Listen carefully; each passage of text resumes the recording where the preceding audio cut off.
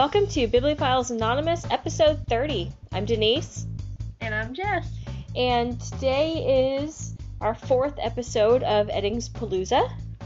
Yay! So in just a little bit, we'll be talking about book 4, which is Castle of Wizardry, which is a really exciting book in the series because you finally get to find out what's going on with Garion and who the heck he is. Yes, it's one of the better books in the series. I agree. I think. I agree. It's one of my I think it and Enchanter's Endgame are my favorite books in the Belgariad.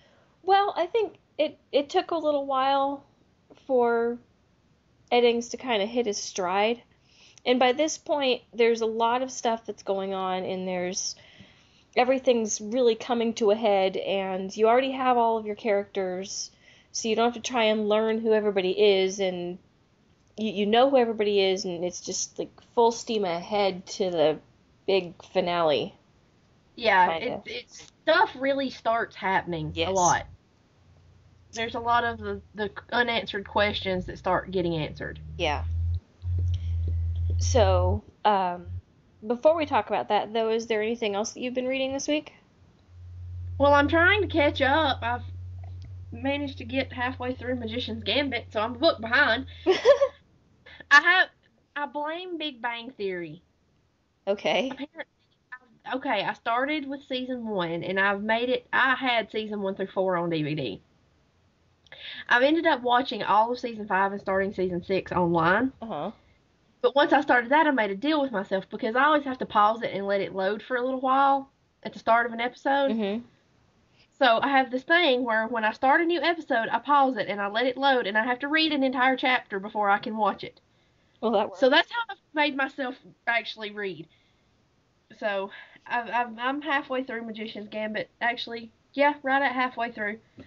That's about it, because I've been watching Big Bang Theory. Well, I didn't quite finish Castle of Wizardry for this, but like you were last week, it's not like we don't know these books backwards and forwards. Yeah. So I'm a little over halfway finished with that. But I did finish another book this week. I finished Blackout by Mira Grant.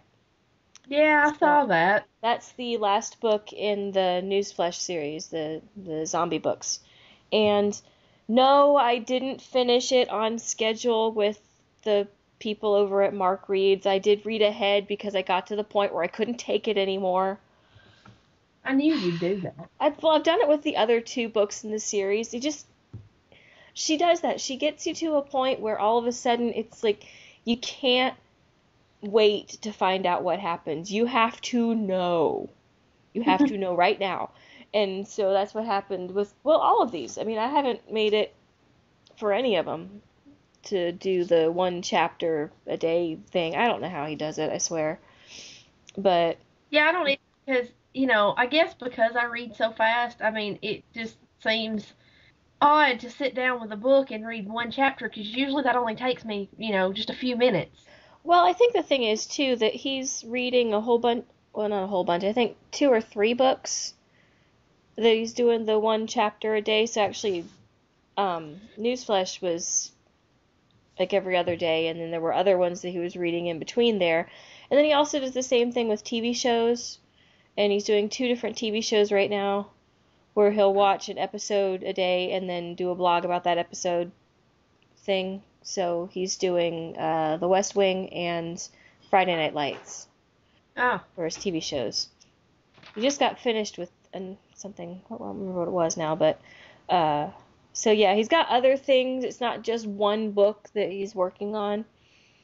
So that makes a little more sense, but still, I would have a hard time with reading 1 chapter at a time like that. Yeah, it's not easy, but at the same time, it kind of builds up suspense, and there's a whole bunch of other people who are doing the same thing. So, that's kind of fun. Yeah. But anyway, I blame Big Bang Theory for my problems. Because, I mean, I had seen episodes of it here and there, and I thought it was funny, Right. I've never watched it.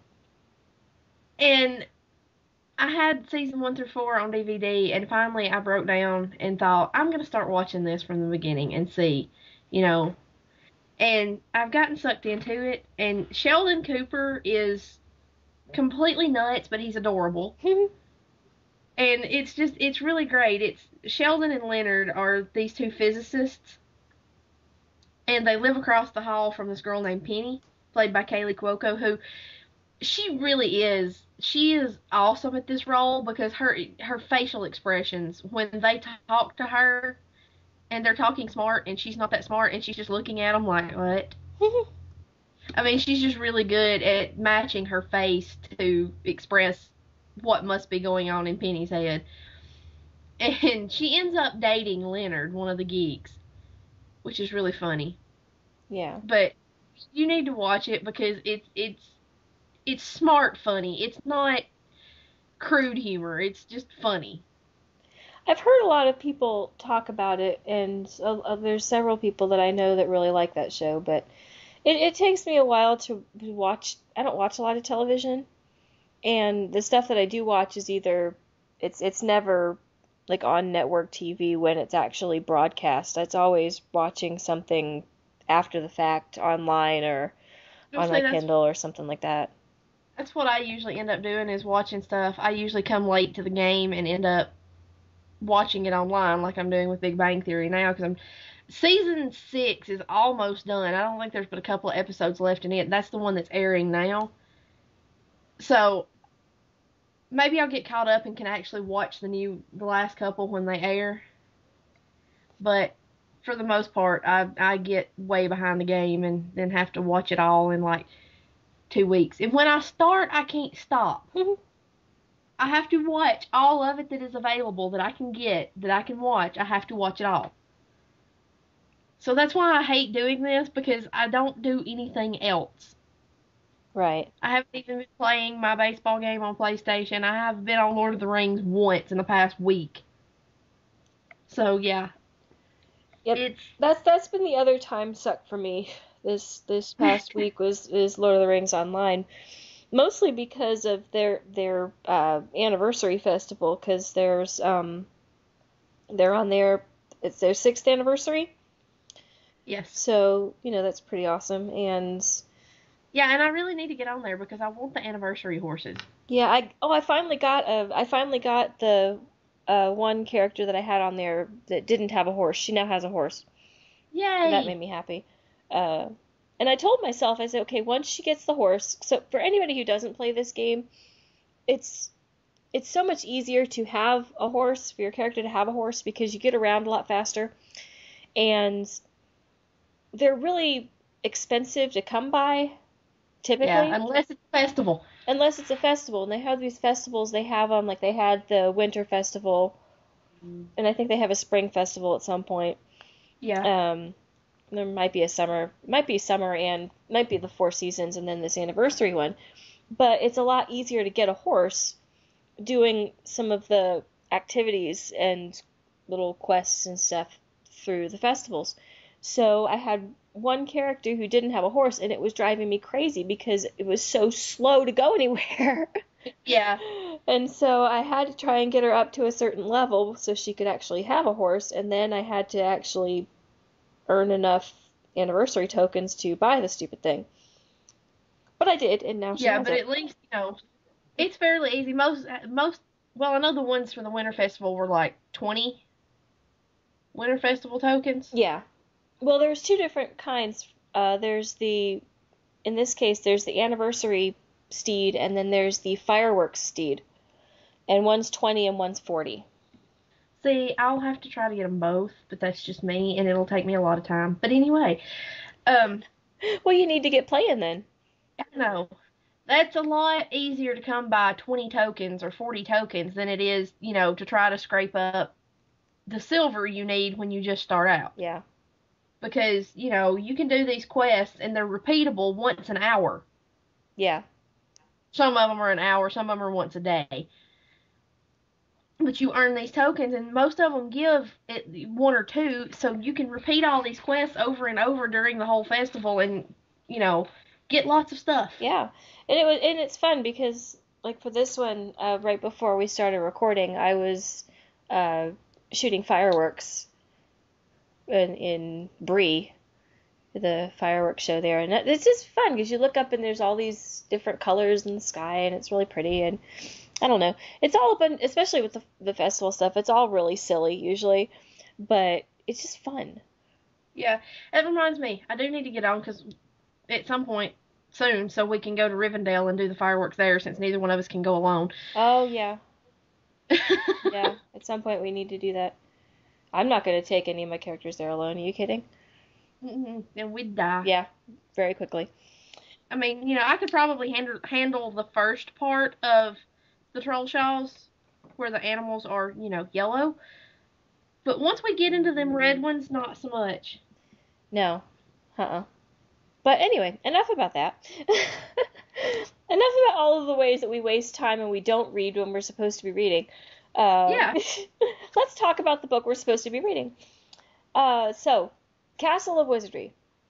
Probably my favorite book in the series. Yeah. It's hard. It's so hard to pick because they're all so good, but I think this is my favorite one. Yeah, because this is one where, you really, I mean, we've met pretty much everybody at this point that's going to be really important. And this is where you start getting to know some of those characters a little better, specifically Sinedra. Yes. You really learn a lot about her because the sort of the big plot of this book is that Garion finds out who he really is, and that is he's the Raven King. He's this king that the line was supposed to have become extinct years and years and years and years, thousands of years ago. And it's kind of funny because he doesn't have any idea. I mean, Garion's pretty quick about some things. He figured out who Sinedra was fairly quickly when she joined the party. And later on in another book, he figures out who the wolf is that has joined their party. But he couldn't figure out who he was. Yeah, that's pretty funny when you think about it, when you put it that way. Yeah, it's like but you couldn't figure out who you were. Okie dokie. But then again, Polgara did make an effort to keep him stupid most of his life. Well, and I think it's probably easier to see other people and realize what they're doing because you think you know yourself most of the time. And so growing up on a farm and being poor for most of his life, he's not going to immediately assume that he's a king or really anything special. He spent a great deal of time thinking that once all this was over, they were going to go back to Faldor's farm. Yeah. But let's back up just a little bit. This book picks up right where Magician's Gambit ends. They are running away, trying to escape Rakthol because the fight between Belgarath and Tuchik basically destroyed the whole city.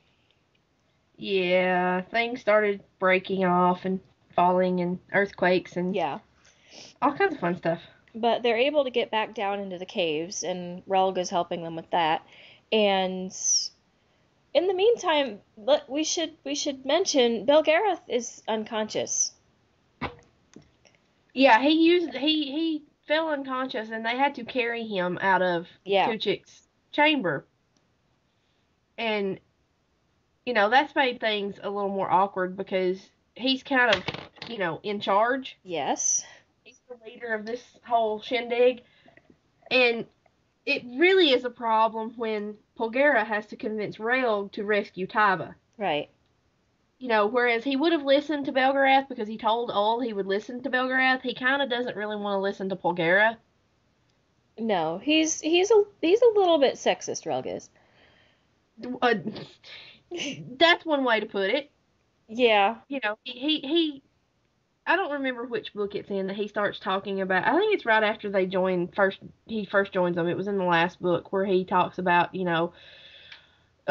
sin and how wicked women are and oh my god, they showed their ankles. Yeah. And, he thinks women are wicked and he's like, I would forbid marrying among my followers, but then I wouldn't have any more followers. Yeah. Eventually. That was funny. But yeah, he does go back in and rescue the Merag woman, Taiba. And and he had to actually pull her through rock, basically. There's no good way to describe it, because he can walk through rock and stone, and so he had to go and get her, which means not only did he have to like talk to her and everything else, but he actually had to touch her and pick her up, and he wasn't And too that's a happy big about that. no-no. Yeah, he was really having an issue with that. But they managed to make it out of the city, and they're being pursued because that's what happens with them most of the time. And Belgariad wakes up and starts trying to help them fight their way out. And eventually they're able to make their way to the stronghold in Algaria. And I like this because now we get to see what the Algars are like. Right. Well, the Algars, they're horsemen. And the thing that's really funny about them is their country is mostly just grassland. They were having trouble finding places to hide from the Murgos because there was nothing. I mean, you just have these wide expanses of grass. And at one point, they decided that they really needed to have some kind of city. And so they built the stronghold. And I don't remember who's talking about it, if it's Hedder or if it's one of the other people, who say they built it so basically so the Murgos would have someplace to attack. Yeah, it's a decoy. Yeah, nobody actually lives there, but the Murgos don't accept that fact, and they just keep going there to attack anyway. And Hedder's like, I think it was Hedder, it was like, yeah, it's real convenient because they just like show up and then we fight them and then they go away, and they will not accept the fact that nobody actually lives here, that this is just an empty building.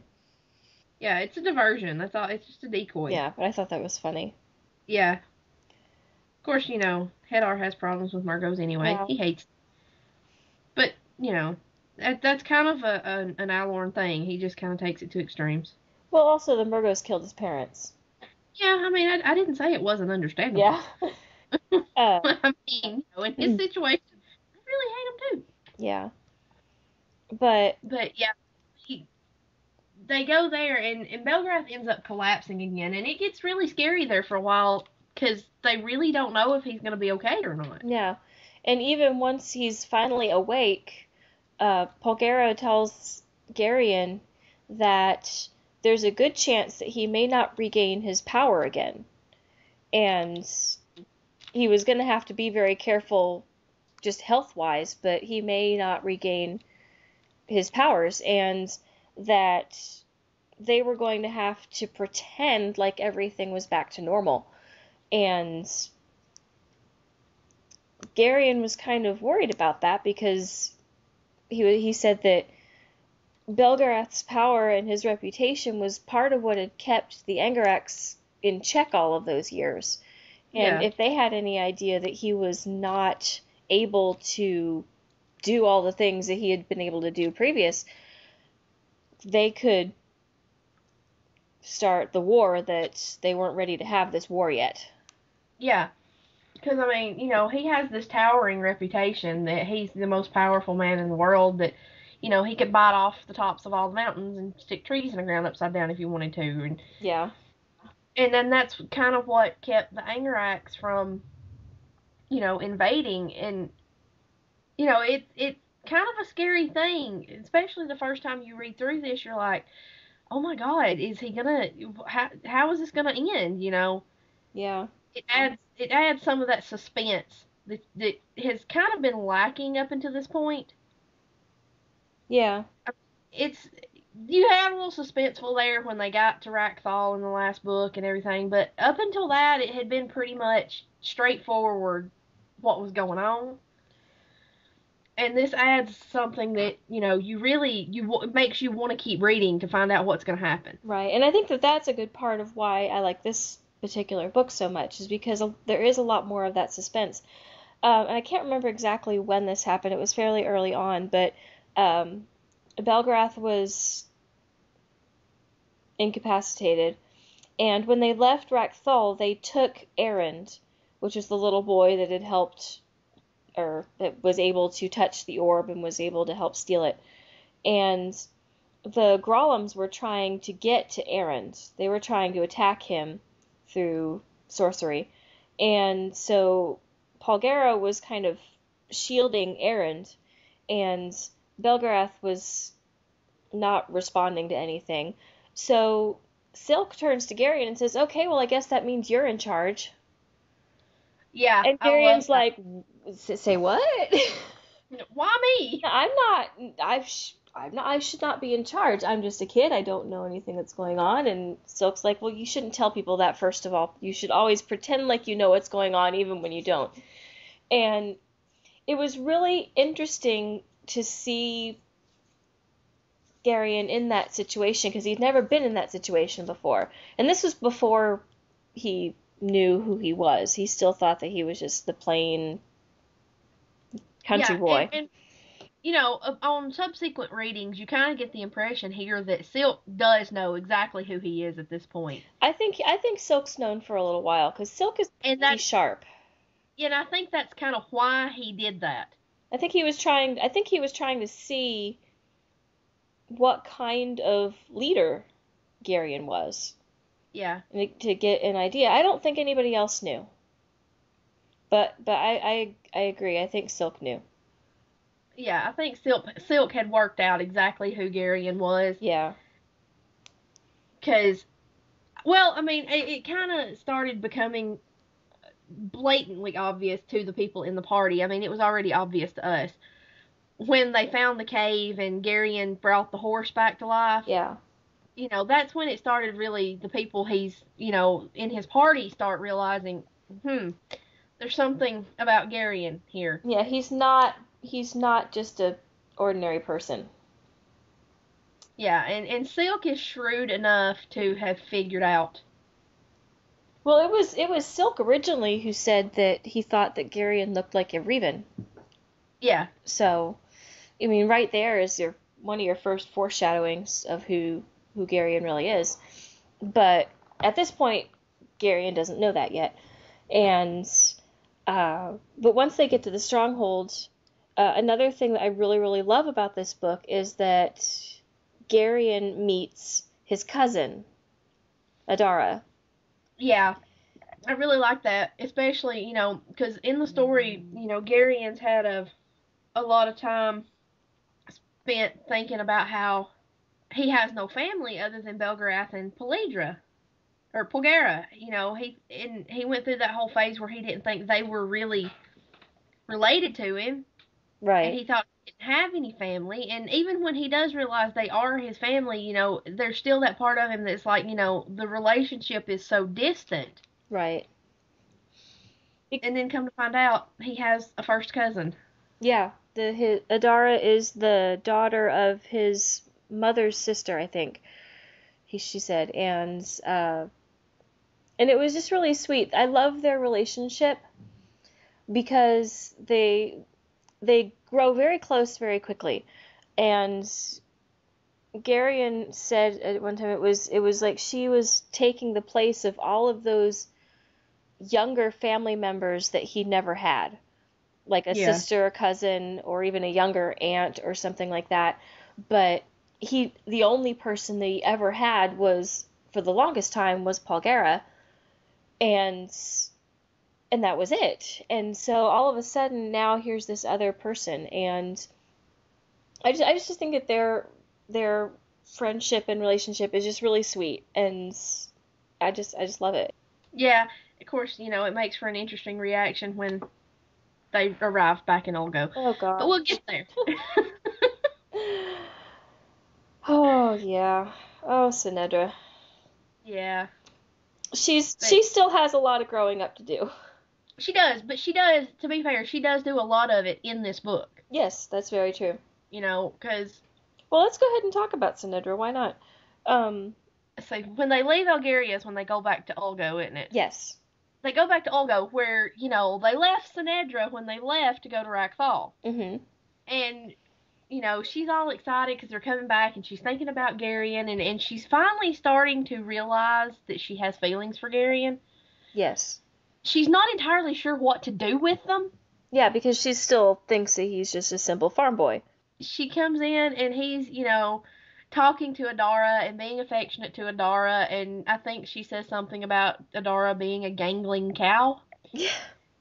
Well, that's what she says at first, but then she's talking about how, this girl, she's so beautiful and she's so graceful, and even her voice is beautiful, and her name is beautiful, and of course, as soon as Garion was out of Sinedra's sight, he was going to go and run off with somebody like this. Of course he was. Oh, Sinedra. Yeah. You just gotta shake your head with her. I mean, she's such a funny character. She has this little meltdown and tells Gary and she hopes they'll be perfectly happy and runs off and cries, and Gary goes after her and, finally kind of makes her admit that it was because of Garion. Yeah. And she also lets Sinedra know that that's Adara's his cousin, so it's perfectly okay that he loves her. That doesn't mean anything. Yeah. It's all good. So yeah, and she does it so offhand. She's like, Sinedra's like, he loves her, and Bulgaria's like, well, of course he loves her. She's his cousin. And then Sinedra, feels like an idiot. Yeah, well, she was kind of an idiot. Yeah. Well, she's very impulsive, and she wears all of her emotions like right there on her sleeve. And part of it's because she's very young, but part of it's just because of her. And she's, like I said, you just can't help but kind of just shake your head and say, "Oh, Sinedra, you poor thing." But then after that, they decide that it is time to go to Reba because they need to get the orb back where it belongs. Now, and Sinedra has a date. Yes. Well, see, that was part of why she ended up with them in the first place, is because there was a provision in the Accords, this big treaty after the Battle of Vomimbra, many, many, many, many years ago, that every year no, it was on her 16th birthday. Yeah, every Tolnedran princess on her 16th birthday was to present herself in the hall of the Revan King in her wedding dress. And so over the years when they've done this, obviously there is no Revan King, so they just would spend the day in Reba and then go back home. And Sinedra was very much opposed to going at all. She was like, it's an old, stupid treaty. The Revan line is extinct. There's not going to be anybody there waiting for me, so why do I have to go? I don't want to go, and I shouldn't have to go. And she thought the Alorns laughing at her. Yeah, she thought that it was going to be humiliating because she didn't want all of the Alorns laughing at her, staring at her, leering at her, whatever. So she threw a hissy fit a couple times about this, but finally actually with the help of Erend, because he came over and kind of curled up in her lap, and she just kind of stopped arguing. Yeah. For Sinedra is a feat in itself. And finally she was just like, oh, I guess if it's so important to everybody, I guess I can go, fine. And then they do. Yep. And it's so funny because she's there in the hall of the Revan King, and Garion is walking Erend, who is still carrying the orb at this point. And has been the only one carrying the orb at this point. Even though it's been singing to Garion, he has to walk Erend in, and when he walks Erend in, Erend hands him the orb, and he puts it back on the sword, and the sword comes off the wall, and he lifts it up, and it bursts into blue flame, and everybody's like, oh, look, the Revan King's back. How about that? And Sinedra has a panic attack and runs away. Yes, basically. And that's the point, or pretty soon after that, when Garion's like, he doesn't know what's going on. He knows that she's upset about something, and he doesn't understand what, because he has a hard time following when she's upset and when she's not anyway. But he's freaked out about becoming a king because he had no idea. I mean, he is the direct descendant, but throughout all of these centuries, Palgera, and Belgarath too, but mostly Palgera, has been keeping the heirs to the throne hidden. And so it was a complete and total shock. He's no clue how to be a king or what to do. And he goes to find Sinedra and is basically like, what is wrong? I mean, I didn't ask for this. I don't know what's going on. And she's like, okay, fine. Well, this is what's going on. It says in the treaty that when the Revan King comes back, he gets to have an Imperial Princess of Tolnedra for his wife. And Garion's like, are there any other Imperial Princesses in Tolnedra? And she's like, nope. It's me. Yeah. But what actually upset her wasn't so much that she had to marry Garion. It was once she realized that once they were married, he was going to outrank her. Yes. Oh my gosh. Oh gosh. Again, just shake your head and say, oh, Sinedra, come on. Yeah, I mean, that was her big problem, was that he was going to outrank her. Because she had, in previous books, she had talked about how she had always known that her husband would be chosen for her and that love would have absolutely nothing to do with it. And because she was an Imperial princess, that was her duty to do what was best for the Tolnedran Empire.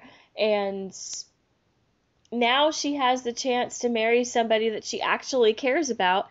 And it's like she can't be satisfied with that. She has to look for the negative part of it, and that is she's not used to being outranked. She's not used to having to answer to anyone, and now all of a sudden she's going to have somebody to answer to, and it's going to be the same boy that she's been looking down her nose at for pretty much the entire time. Oh yeah, she's been talking about how he was a scullery boy and a peasant and, Uneducated. all of this. Yeah, which he was uneducated. Yeah. Thank you, Bulgaria.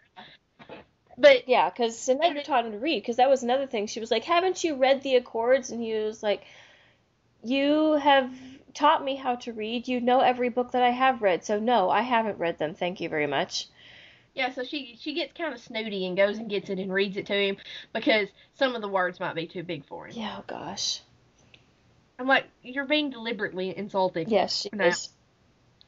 But, yeah, and then you find out, like I said, he finds out that the problem is because he outranks her, and he solves this problem. He does, and kind of shakes things up. He kind of gives everybody a nervous breakdown, especially because he doesn't talk to anybody about it. He just kind of comes out and says, "Oh yeah, by the way, she will be my equal. She will co-rule with me," and everybody's just like, "What?" Yeah, it was during this ceremony where she officially becomes his betrothed, and yeah, he decides to announce to everybody that she will rule jointly at his side, and her authority will equal his over whatever realms he's over, whatever. I don't remember exactly how he said it, but yeah, basically she was going to be his equal, and that's just not something that the Alorns usually do. No, they're not. They're a little misogynistic at times. Somewhat. Although not all of them. I mean, Rodar of Drasnia is not anywhere near as bad as Anheg. Yeah, well, okay, if you were married to Islena, you would look down on them too. I mean, his wife's kind of an idiot. Kind of, sort of, a little bit. Which she also eventually redeems herself. That's true. She finally, wisens up just a little bit. A lot of people do a lot of growing up in this series. That's true. Very true. But let's see. Oh, there's another little side plot where as Garion's walking around and he's trying to find out more about these people that he's now supposed to be ruling over. And he keeps seeing somebody following him, and he thinks that it's some servant or someone who's trying to get in his favor or do something for him, and so he's kind of annoyed by it. But then somebody throws, this person who was following him, throws a dagger at his back. Yeah. And, Belgarion takes this very seriously. Because he's Belgarion. I forgot about when they get to Riva and everybody arrives and you find out what Lildoran's been up to while he wasn't with them. Oh. This is another one you just have to shake your head and say, oh, Lildoran. Oh my god. He's a walking catastrophe. He is. Now, we last left Lildoran. He had been attacked by the Algroths and they're venomous, of course, and so he was in pretty bad shape. And they left him with a membrate baron was it his daughter or his sister? I think it was his daughter. She was I want to say she was a doctor, but she was kind of a healer. She was trained in medicine. So they left Leldorin there, and then that's the last we heard of him. We didn't know if he recovered. We didn't know if he died. Well, when they get to Riva, they find out that he's there, and he's all better. He's perfectly healthy. And he takes Garion aside. This is before they've announced that Garion's the king. He takes Garion aside, and he's like, I've had a little bit of trouble. Which is an understatement. Well, the thing about it is, it's like Garion tells him, individually these things are not that bad. It's when you stack them all up that it starts to look like a catastrophe. Yeah, and oh gosh, I want to find it now. Oh, I'm looking at it. Oh, you have it? Okay, well then. Yeah. Why don't you tell the people what he did?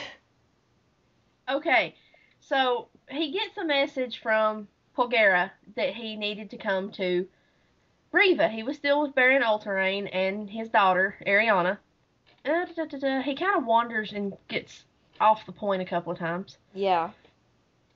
Okay, Ariana decides that apparently she decides she's in love with Leldorin, and she tells him that if he leaves, then she'll die. And Leldorin's like, well, she's a physician. She'd know if she'd die, wouldn't she? Yeah. And then he's like, they left, and he knew the knight on the guard at the drawbridge, so he hit him over the head because he didn't want to hurt him, because he knew the guard would be honor bound to try to stop them.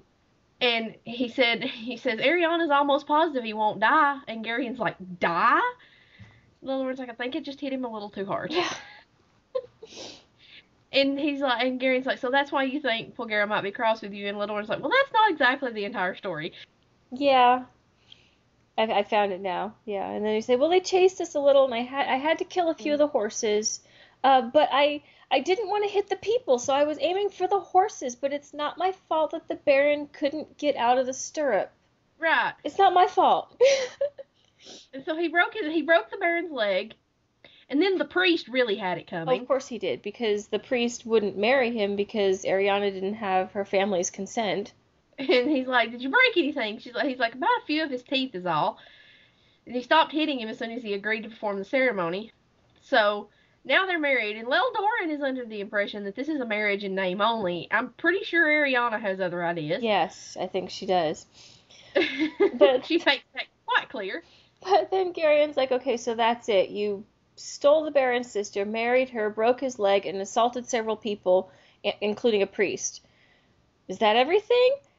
No, there's more. He didn't really mean to hurt his cousin. Yeah, this is the same cousin that was involved in the plot to kill the Rendish king. But, yeah, Terezin wasn't happy about Ariana because she was a membrate, and Terezin doesn't like membrates. So, Leldorin knocks him down some stairs, and then he wanted to fight a duel, and Leldorin says, of course I didn't kill him. All I did was run him through the leg just a little bit. And how can you run somebody through the leg just a little bit? and you just keep saying it wasn't my fault. Things just kind of got out of hand. Yeah, and Garion starts laughing, and Leldorin gets insulted. Like a true friend wouldn't laugh, and Garion's like, you managed to get into that much trouble in a week? Yeah. Oh, poor Leldorin. Yeah. He's such a dear. You can't help but love him, because, I mean, his heart's in the right place. His heart is always in the right place. It's just his brain is never anywhere to be found. Well, I think it's put at some point in this series that Aryans tend to carry their brains in their scabbards with their swords. Yes. Yeah. Except in Leldorin's case, it's probably in his quiver with his arrows. But, yeah, he gets in all this trouble in a week. Yeah. Trying to get from Arindia to Riva. And, yeah, I love that part. It's so funny. It was. It was great. But let's see, where were we? Huh? And you also meet Barak's son. Oh yes, while he was gone, the results of his visit with his wife when they were in in Cherrick, he has a new baby boy. Yeah. Which, you find out that she's pregnant at the end of the last book when he's threatening to kill himself because he turned into a bear. Yeah. And Polgara's like, well, don't make a mess of things. I'll have to arrange it so that your son gets your, lands and time. And he's like, what son? Yeah, because he had two daughters, but he didn't have a son, and now he has one, and it was really sweet because you found out, I guess, the first book that his marriage is not the best, and his wife Meryl was kind of looking down on him and was very haughty, and then once he became the Earl of Trelheim, the marriage was arranged, and so now she was stuck Yeah. with him. And like we had mentioned before, she was all about trying to perform her duties. And that was the thing that was the most important to her. It had nothing to do with love or anything else. Her marriage was basically a chore, as she saw it.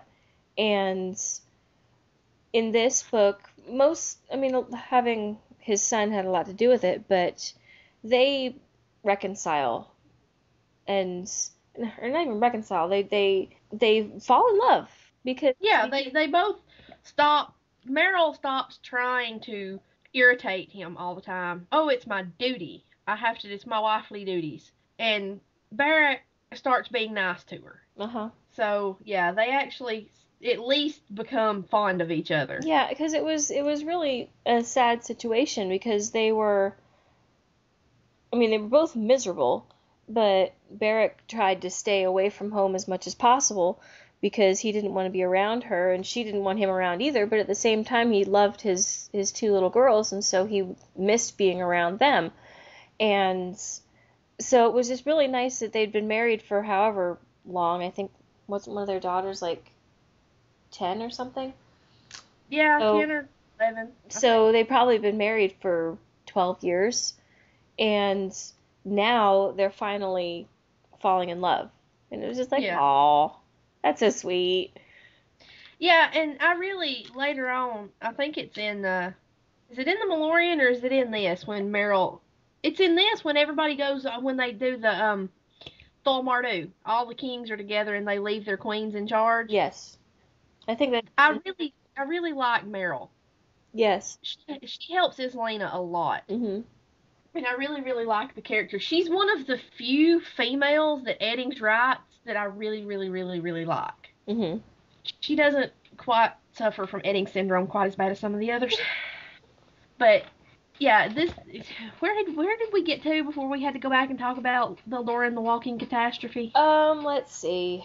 We are, Garion, Sinedra. yeah, Garion has to marry Sinedra, and he's basically said now that she's going to be his equal. And, this is about where I stopped in the book, or I haven't gotten much further than this. At some point in the series, and I don't remember exactly when it happened, but Garion was given a medallion. Yeah. And Belgarath and Polgara both have one as well. And Belgarath has a wolf on it, and Polgara has an owl. And we never really find out what's on Garion's. It never says. I think it says it's a spidery-like design at some point. I don't even know if it says that. I don't think it ever says for sure what's on there. But they decide that they're going to give Sinedra one of these medallions, and it's the one that Polgara's sister had. Yeah. And it has a picture of the great tree from the Vale on it. And Sinedra, at first they give it to her, and she's very grateful, and she understands that it's a very important piece. But then when they tell her that it will never come off, she freaks out, to put it mildly, and blames Garion that he did that to her. Yes. He put that slave chain on her. Yeah, it wasn't enough that I had to bow to you. Now you've put me in chains as well. Oh, she can be so overdramatic.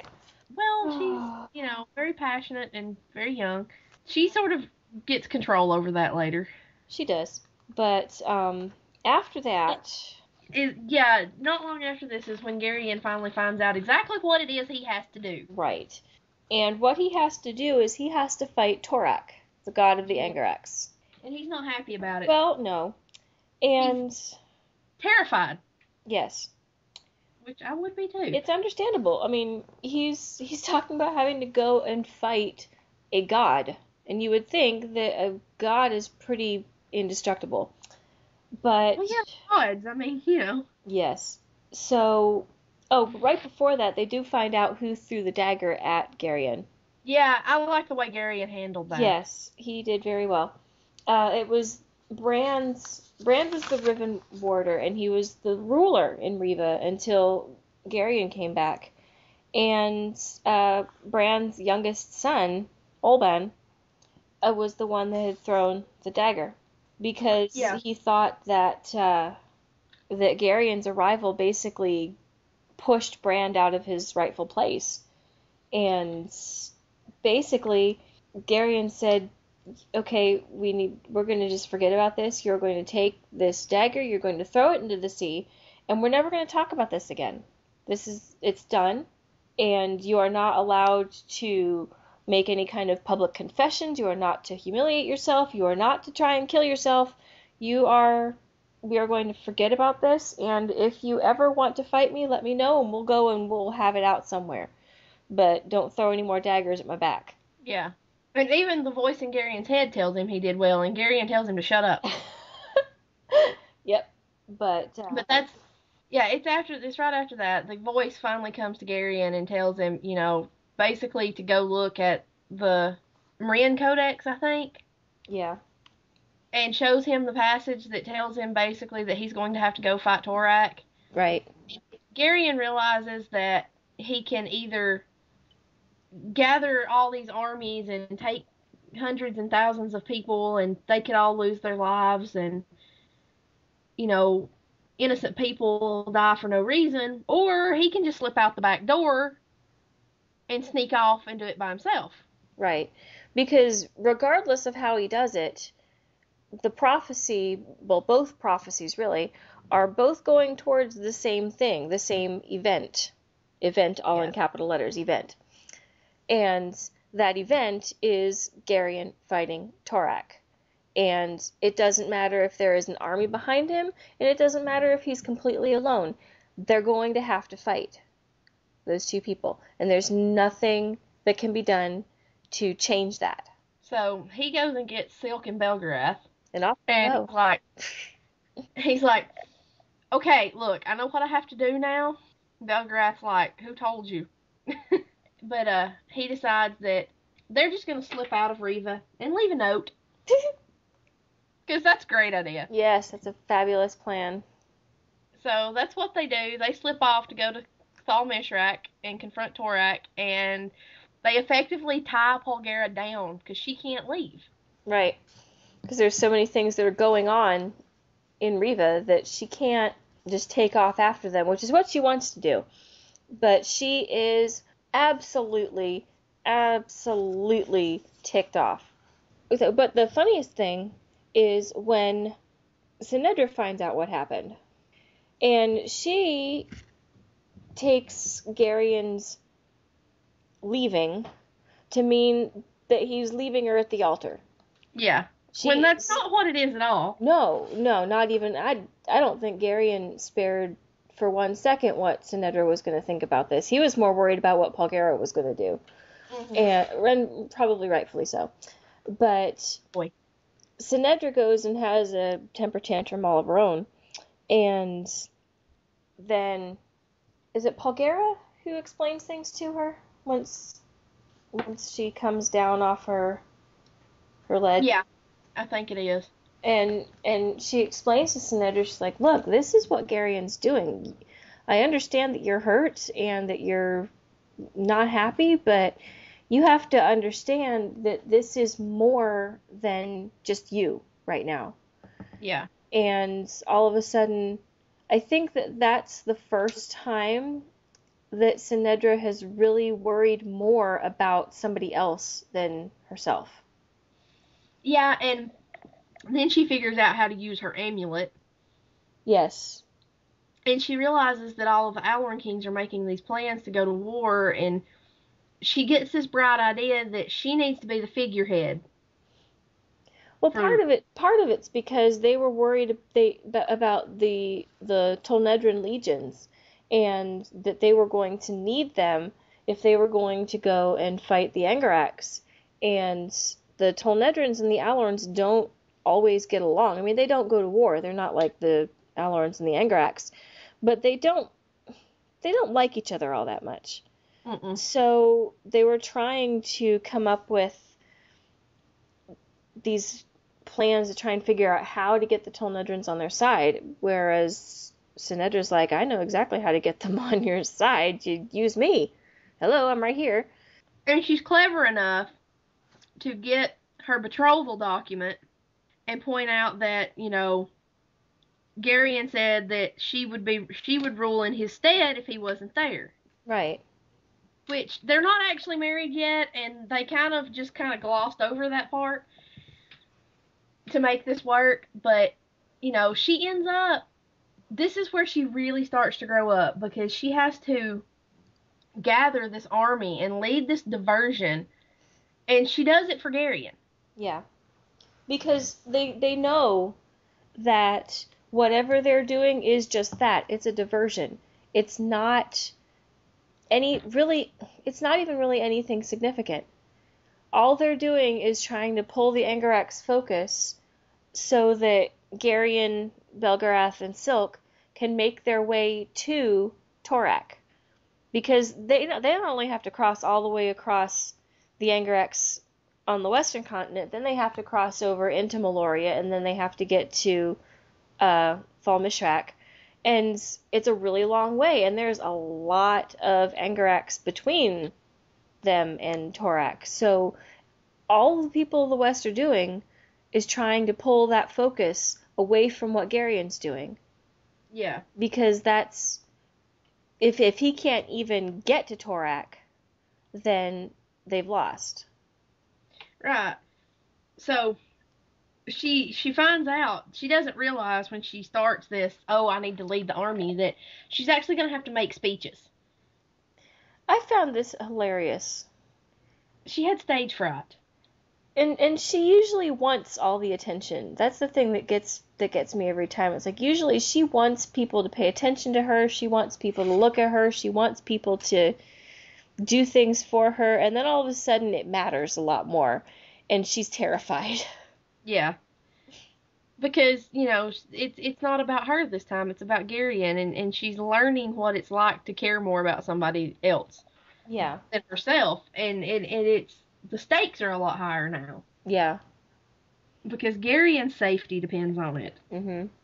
And it's so funny, because the first time she gets up and gives her speech, somebody insults her. And this is where they start explaining a little more about the prophecy, and they're like, well, he might have been born just to be there to insult you, so that you would do what you need to do. Right. Because the prophecy doesn't leave a lot to chance. Not if it can help it. Nope. So she raises this army, and they go on this crusade to Thal Mardu, which ends up being a lot more serious than they intended it to be. Yeah. But it's so funny that I love the way she gets the legions. Yes. She just kind of marches into Tolnedra and steals them. Pretty much.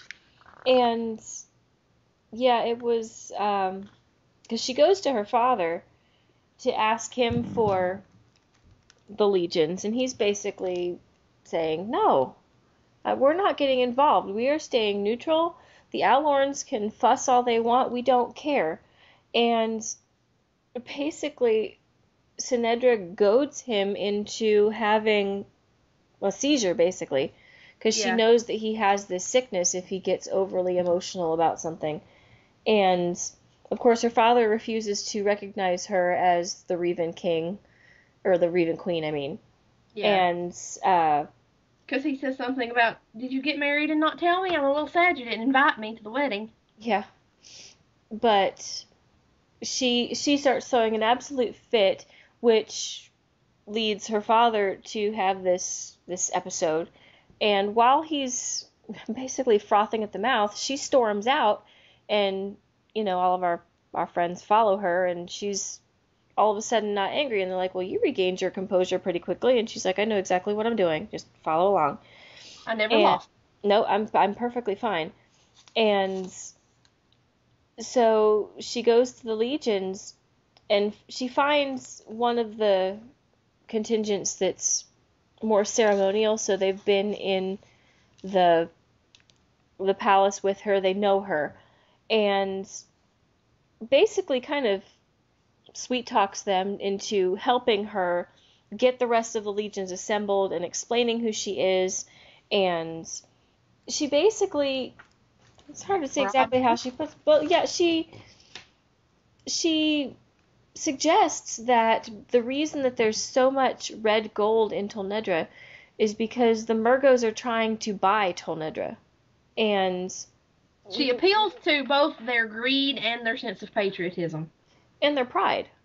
Because commerce and the buying and selling of things is one of the things that Tolnedrans like best. But the thought that they are being bought really insults them. They don't like that idea. And she appeals to their greed by, you die for brass pennies while, the merchants get the gold. Right.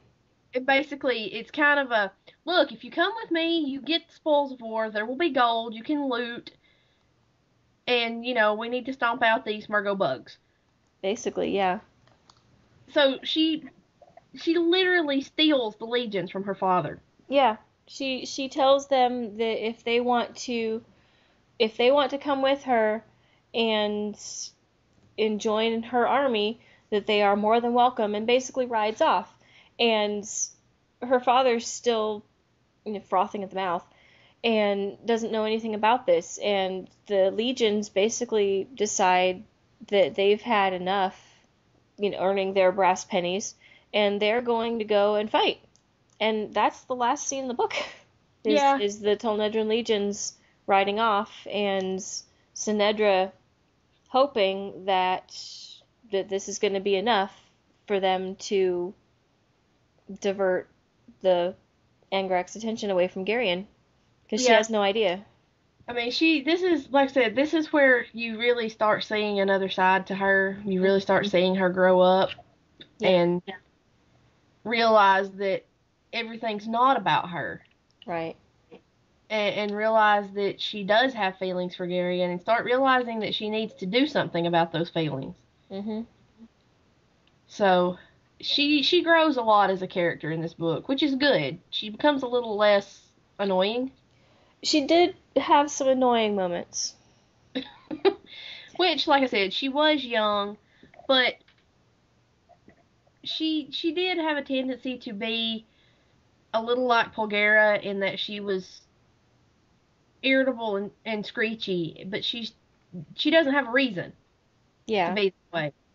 She's 16, 15. She's not been around for 3,000 years like Polgara has. She doesn't really have anything to have a chip on her shoulder about.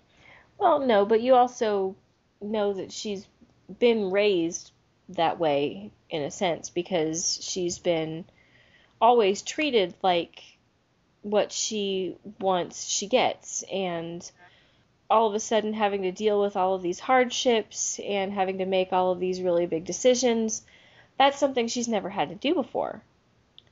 And kind of having it forced upon her where all of a sudden everything's not the way she wants it.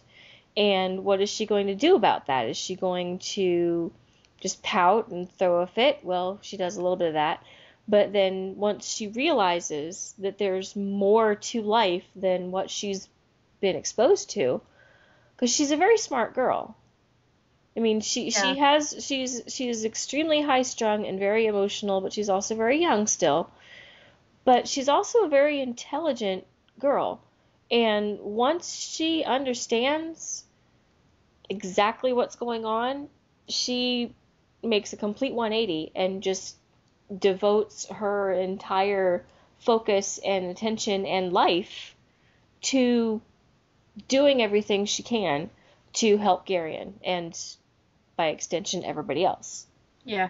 Another thing that I forgot that was even in this book. This is the book where Polgara does take Garion back to Faldor's. Oh, yeah.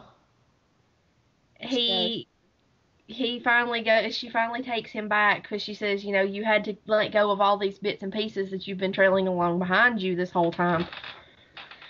And he also has to see Zubret again.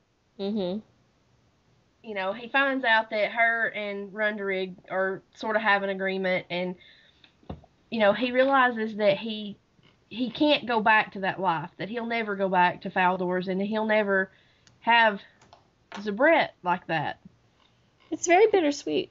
It really is, and I agree with Polgara that it was important for Sinedra to see that, Mm-hmm.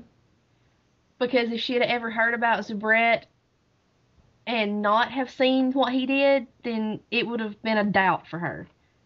Well, and the other thing too is that he even said that he was giving up the girl that he had always thought that he was going to marry one day.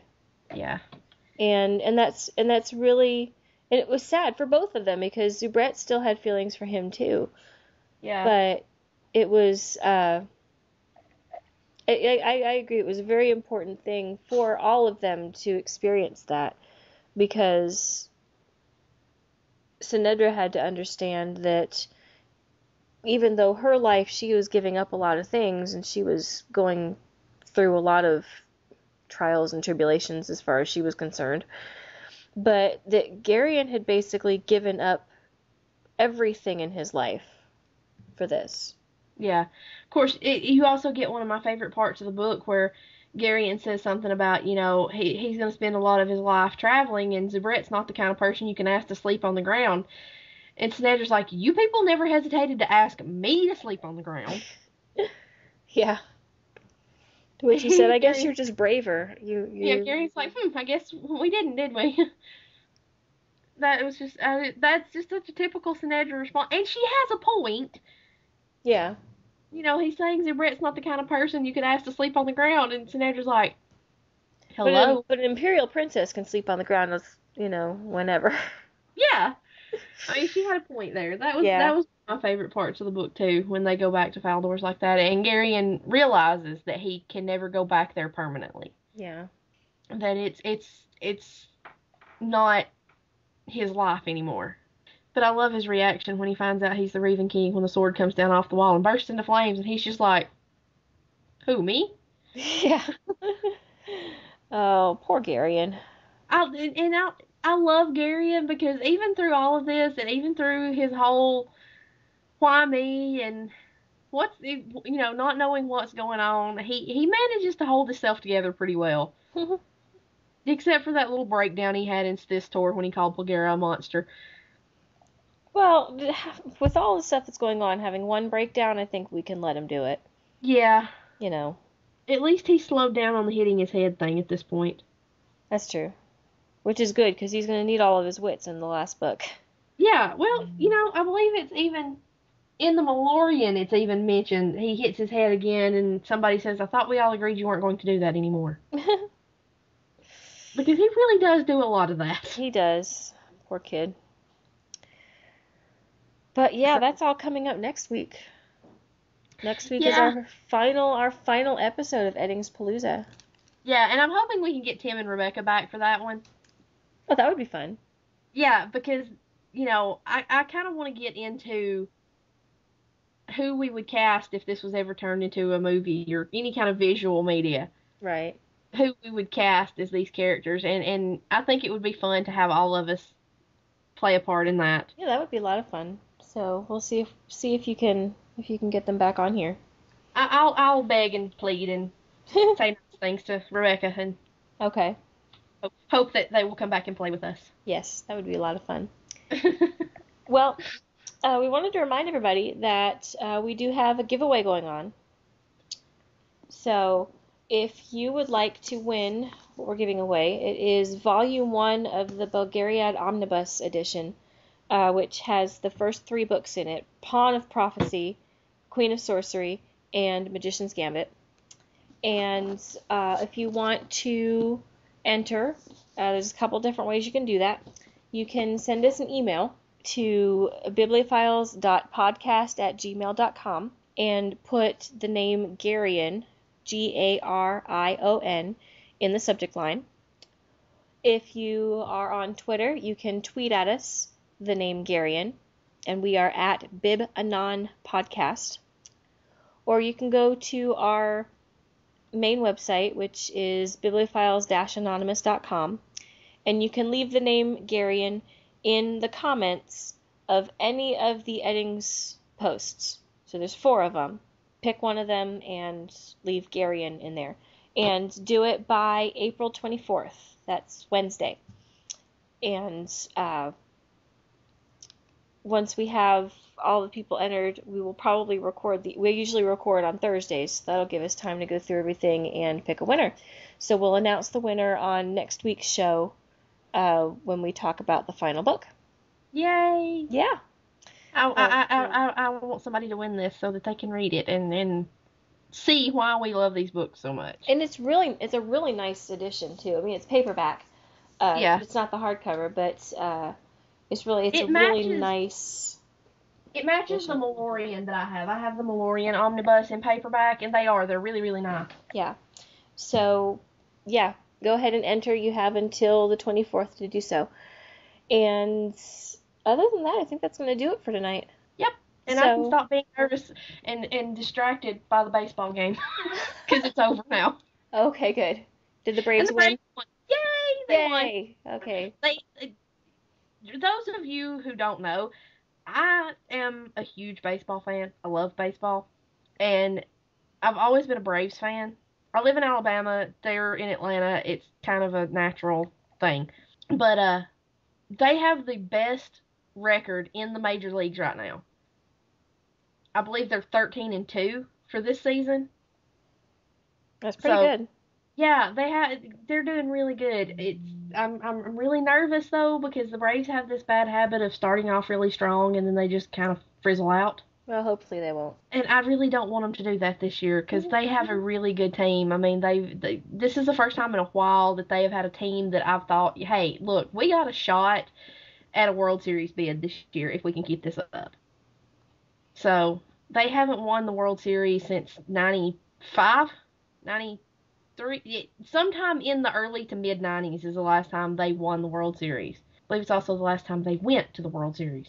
But anyway, they won, so I'm happy. Well, they got beat last night. Or not last night, not before last. They got beat. So I'm excited because they won this. Of course, we got 3 more against the Pirates, and this game I thought was going to give me a nervous breakdown. If the other 3 are like this, I may die. Well, don't do that. I'm going to try not to. Oh, but hopefully they won't. Maybe. That should do it for us this week. I think so. So if anybody's reading along with us, let us know.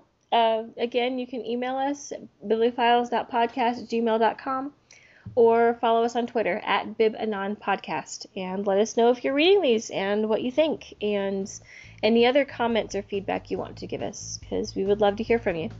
So until next week, thanks for listening and we will see you then.